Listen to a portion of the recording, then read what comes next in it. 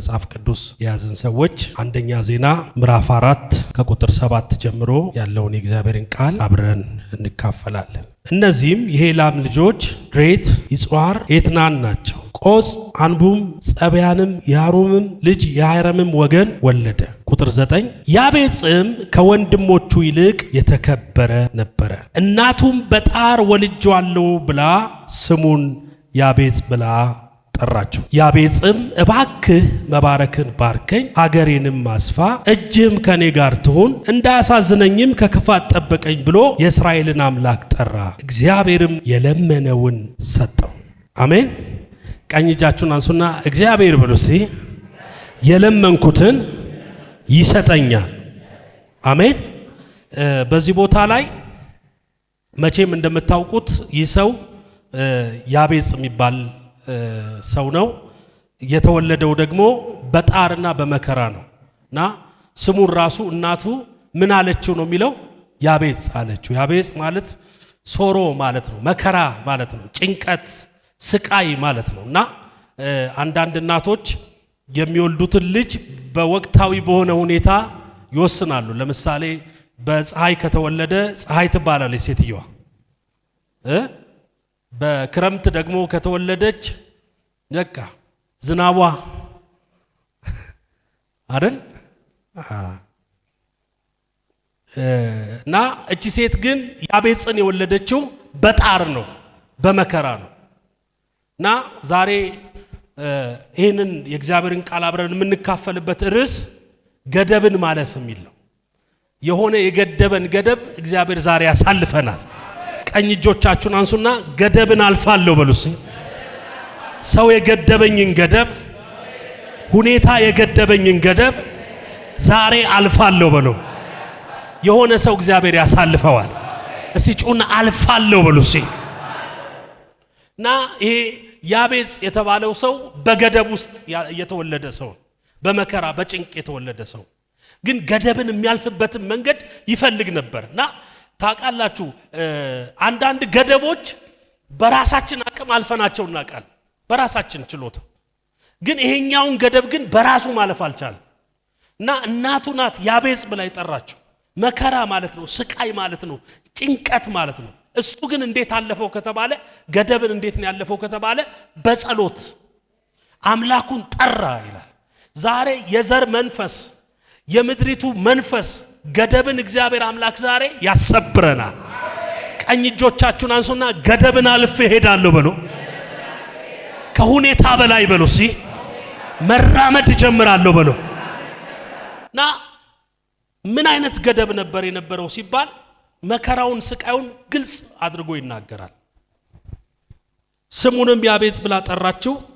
ያቤጽም እባክህ መባረክን ባርከኝ፣ ሀገሬንም አስፋ። ስለ ራሱ የነበረው ገደብ ምንድነው ካላችሁ፣ መባረክን ባርከኝ ብሎ ሲጸልይ በረከት የሚፈልግ ሰው ነው። እና ይሄም በረከትን የሚፈልግ ሰው የምን አይነት ገደብ አለበት ማለት ነው? የድህነት፣ የጉስቁልና፣ የስቃይ፣ የጭንቀት፣ ግራ የመጋባት አለ። ይሄንን ከየት አመጣው? እናቱ እሱ ላይ ተናገረችው። ቀጥሎ ምድሪቱ ደግሞ የሰጠው። ይሄንን ገደብ እንዴት ነው ያለፈው? ያቤጽም አንድ ጸሎት ጸለየ፣ መባረክን ባርከኝ። ገደብ እንዴት ነው የሚታለፈው ከተባለ ችግርን በበረከት። አሜን። ይሄው መገደብ ማለት ሊሚት መደረግ ማለት ነው፣ መወሰን ማለት ነው። ለምሳሌ ቁርስ፣ ምሳ፣ ራት መብላት ሲኖርብህ እጅክ ላይ ያለ ገንዘብ ሲያጥር ቁምሳ ትበላለህ ማለት ነው። ቁርስና ምሳ ትበላና ከዛ ራትን ትዘላለህ። ስለዚህ ግድብ ትላለህ ማለት ነው። ያን ገደብ እንዴት ነው ያለፈው ካላችሁ በጸሎት።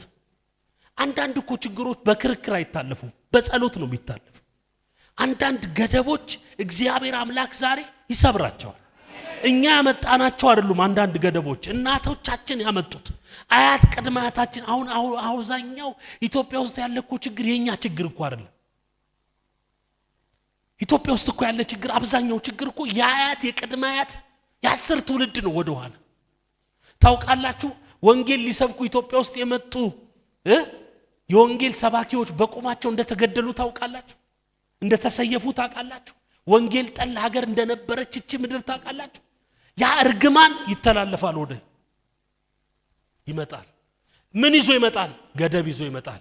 ምን ይዞ ይመጣል? ማጣት ይዞ ይመጣል። ምን ይዞ ይመጣል? ችግር ይዞ ይመጣል። ለምሳሌ ውጭ ሀገር ምናልባት አሜሪካ ሊሆን ይችላል ምናምን ለምግብ የምትጸልዩት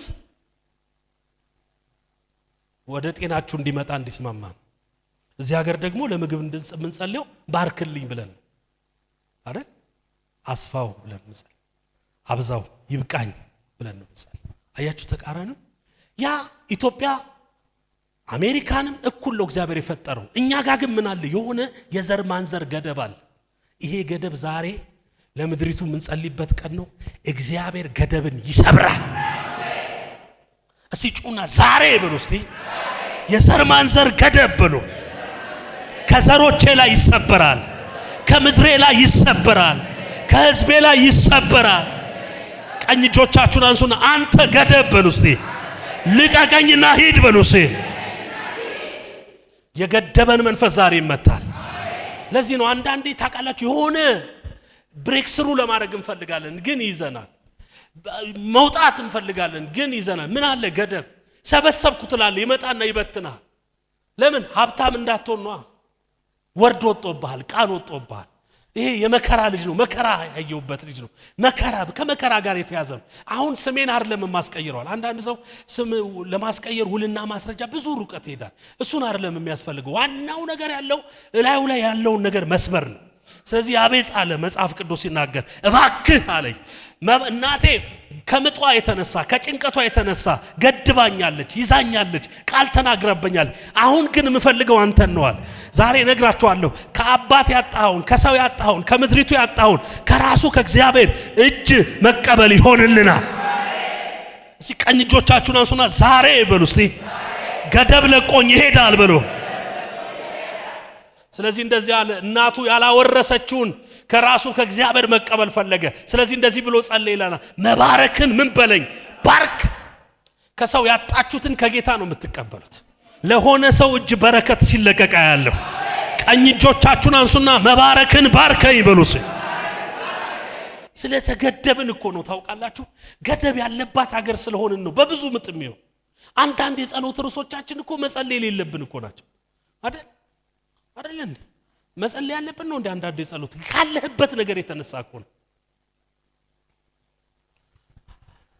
ያው ታውቃላችሁ ጥቂት ሀገር ከኢትዮጵያ ውጭ ወጥቻለሁ።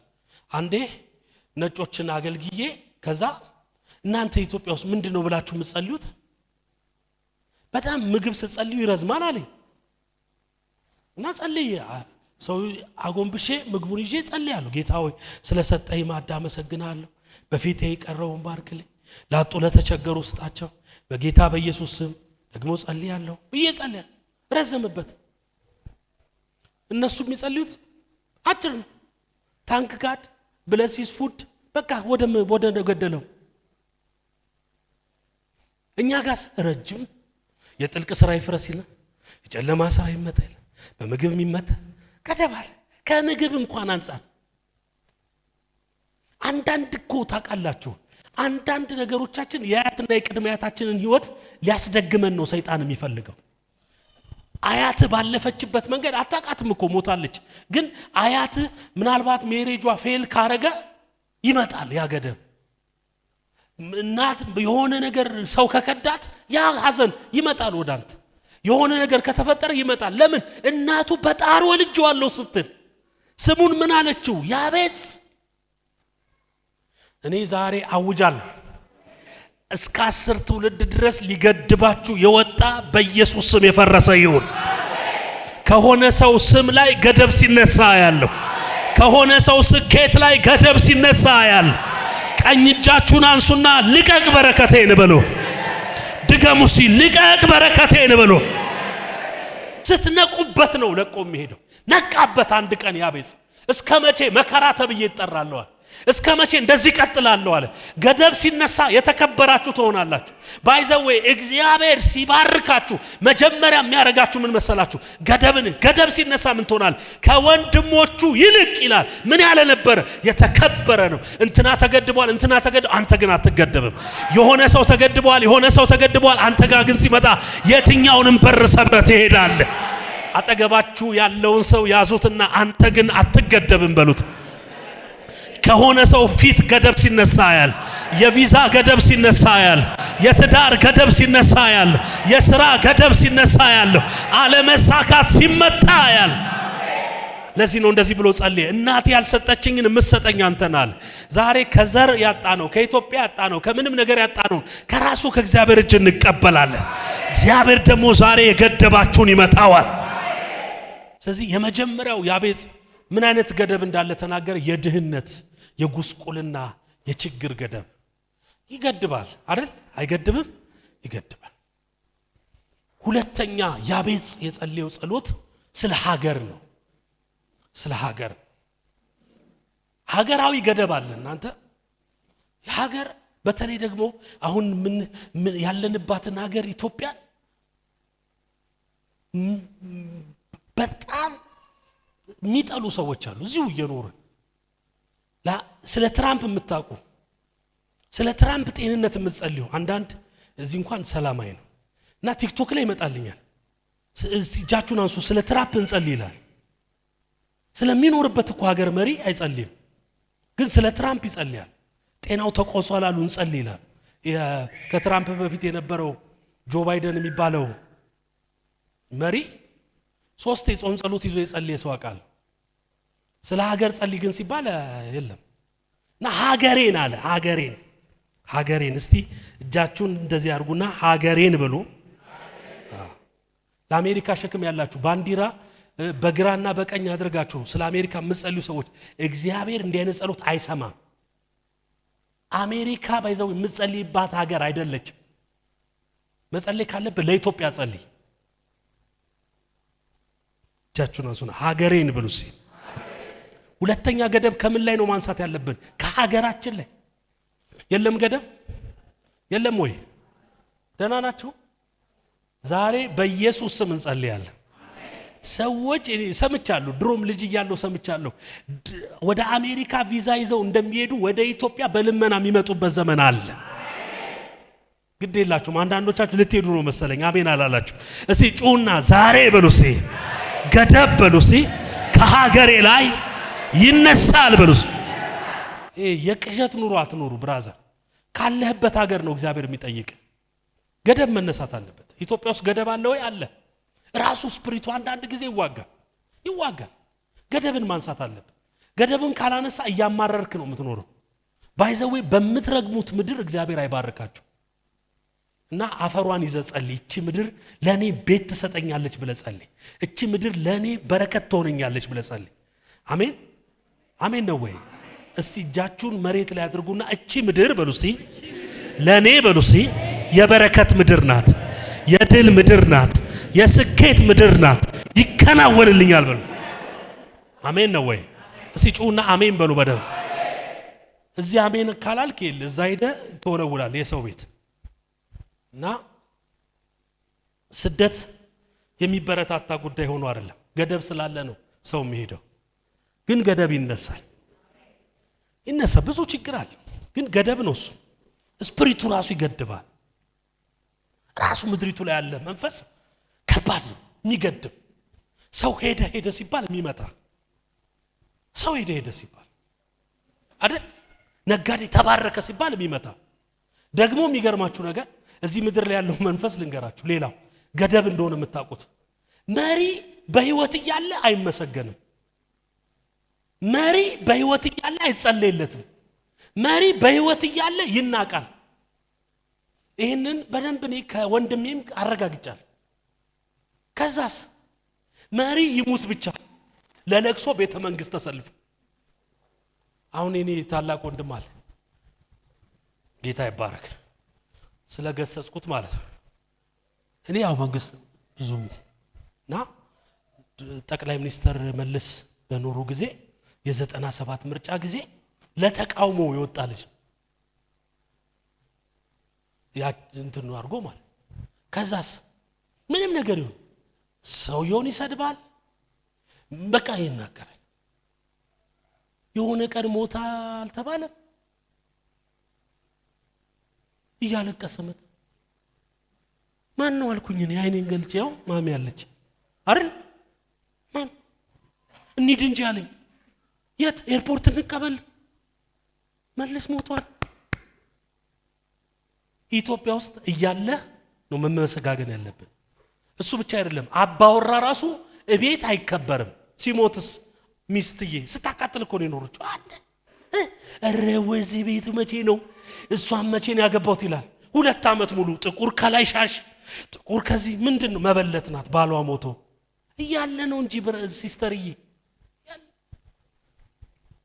ልክ እንደዚህ ነው አገልጋይም ኢትዮጵያ ውስጥ እያለ አይከበርም አሜሪካ ሲሄድ የእግዚአብሔር ሰው የተባረከ የተቀባ ይኸው ከአሜሪካ መጥቷል ያገልግል ይባላል እያለ ነው ሰው ማመስገን ያለበት ያቤጽ ነቃና አንድ ነገር አለ ይሄ ገደብ አለ የምድሬ ገደብ ነው አለ ይሄ ገደብ እኔን የገደበኝ ምድሬን የገደበኝ ነው ስለዚህ እንደዚህ አለ ሀገሬን ምን በላለ አስፋ ዛሬ ስለ ሀገር ስፋት እንጸልያለን ቀኝ እጆቻችሁን አንሱና ዛሬ በሉ እስቲ በአራቱም አቅጣጫ ምድሬን የገደበ የገደብ መንፈስ የተነሳ ይሆን ነፍሰ ገዳይ መንፈስ በኢየሱስ ስም የተመታ ይሆን ይሄ ገደብ ዛሬ ይነሳ ከኢትዮጵያ ምድር ላይ ይነሳ ቀኝ እጆቻችሁን አንሱና ልቀቅ ምድሬን በሉሲ ድገሙስ ያሁንም ልቀቅ ምድሬን በሉሲ ይገድባል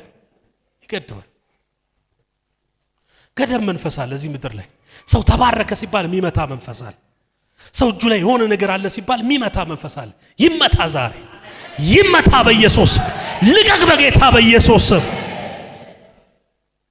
በቃ በሰላም ነገር ሲያልቅ ደስ አይልም እዚህ ይላል አሁን አሜሪካ ምርጫ መረጠች ትራምፕ አሸነፈ እንትን አሸነፈ እንደሚባለው ነገ ባይዘው ወጣችሁ ምረጡ ማንንም ምረጡ ግን ምረጡ ነገ 5 ዓመት ከምትል አንዴ መርጠ መገላገል መሽ አንዳንድ ሰው ይል ከምርጫ በኋላ የሚነቃ ሰው አለ ብራዘር አንዳንድ ሰው ያው ታውቃላችሁ መምረጥ አለባችሁ ግን ብዙ ሰው ስለ አሜሪካ ላይቭ ይከታተላል እንትን አሸነፈ እንትን መጣ ምናምን ስለ ሀገር ነው እንዲመንቃት ያለበት ሶስተኛው ገደብ ከስኬት በኋላ የሚመጣ ገደብ ነው ሶስተኛው ገደብ ሀገሬንም ባርክ አለና ሶስተኛው እንደዚህ እንዳላሳዝን ከስኬት በኋላ የሚመጣ ገደብ አለ ይሄ ገደብ ኃጢያት ነው ይዞብ የሚመጣው ነገር ቀና ሲል በረከት እጅክ ላይ ሲመጣ እጅክ ነገር ሁሉ ሲሳካል የሚመጣ ከስኬት በኋላ የሚመጣ አንዳንድ ሰው ሳይሳካለት ጾም ጸሎት ይዛል ይጸልያል ልክ እንዳረው ማለት ነው ያቤጽ መባረክን ባርከኝ ይላል ስለ በረከት ይጸልያል ስለ ድል ይጸልያል ስለ ስኬት ይጸልያል ልክ ሲሳካለት ደግሞ ቸርች ይቀራል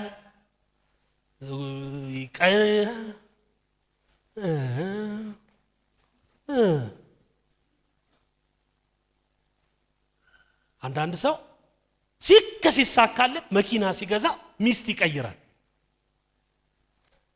ልክ ሲሳካለት የሆነ ነገር ይቀይራል ጓደኛ ይቀይራል የስኬት አለ የውርደት አለ ያቤጽ ግን እንደዚህ አለ ተሳክቶልኝ እንዳልገደም ተሳክቶልኝ አንተን እንዳላሳዝን ተሳክቶልኝ ከቤትክ እንዳልወጣ ተሳክቶልኝ መንገድ እንዳልቀይር ልክ ሲሳካልኝ እግዚአብሔር ማን ነው እንዳለ ሳምሶን ልክ ሲሳካለት ጠላቶቹን መጣል ሲጀምር አህያው መቦጫጨቅ ሲጀምር የአንበሳውን ደቦል መቦጫጨቅ ሲጀምር ተሳካለት ስኬት ደሊላ የምትባል ሴት አመጣበት ከዛስ አታድርግ የተባለውን ነገር በሙሉ በእጥፍ ማድረግ ጀመረ በእጥፍ የሞተ ነገር እንዳትነካ ተብሎ ማር አለበት ብሎ መንካት ጀመረ የሆነ ነገር እንዳታደርግ ተብሎ ከፍልስጤማውያን ፍቅር ያዘው ቤት መመስረት ፈለገ